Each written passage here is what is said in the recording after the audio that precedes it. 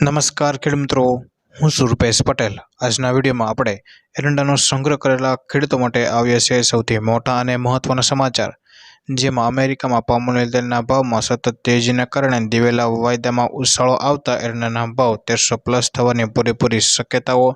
હવે ભાવ 1300+ ક્યારે થશે તે સંપૂર્ણ માહિતી માટે વિડીયોમાં બન્યા રહેજો। તેના પહેલાં જો તમે અમારી ચેનલ ઉપર નવા આવ્યા હોય તો ચેનલને સબસ્ક્રાઈબ કરી નાખજો, જેથી તમને એરંડાને લગતા તમામ સમાચારો મળતા રહે।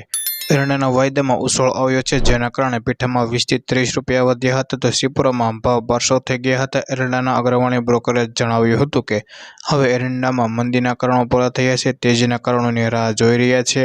વખારિયાઓ પાસે 1200 થી ઉપરની ખરીદીના એરંડા પડ્યા હોવાથી હાલ ભાવમાં વેચવાલી આવતી નથી। વરસાદ છેલ્લો થયા બાદ હવે એરંડાના વાવેતર કેટલાક ભાગોમાં ચાલુ થઈ ગયા છે। હવે કેટલું વાવેતર વધી શકે કે ઘટી શકે તેના પર સૌની નજર ટકેલી છે। આજે એરંડાની આવક 49,000 ગુણીની થઈ હતી, જેની સાથે ભાવ 1150 થી લઈને 1200ની ઉપર જોવા મળ્યા હતા અને હાલ હવે ફરી વધી 1300 કે 1300+ થવાની શક્યતાઓ છે, તેની ટૂંકમાં માહિતી મેળવી।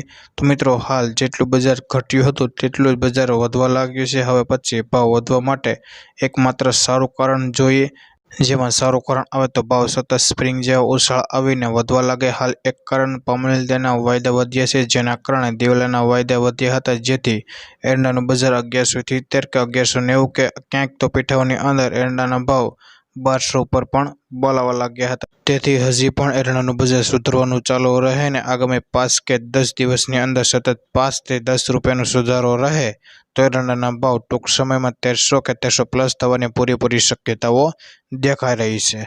તો બસ આજના એરંડાના સમાચારમાં આટલું। ધન્યવાદ। ફરી મળીશું એરંડાના એક નવા સર્વે સાથે। ખેડૂત મિત્રો, આ વિડીયો પસંદ આવે તો લાઇક કરો, શેર કરો, અમારી ચેનલને સબસ્ક્રાઈબ કરી નાખજો, જેથી તમને એરંડાને લગતા તમામ સમાચારો, એરંડાની માહિતી અને એરંડાના તાજા બજાર ભાવ સૌથી પહેલાં જાણવા મળે।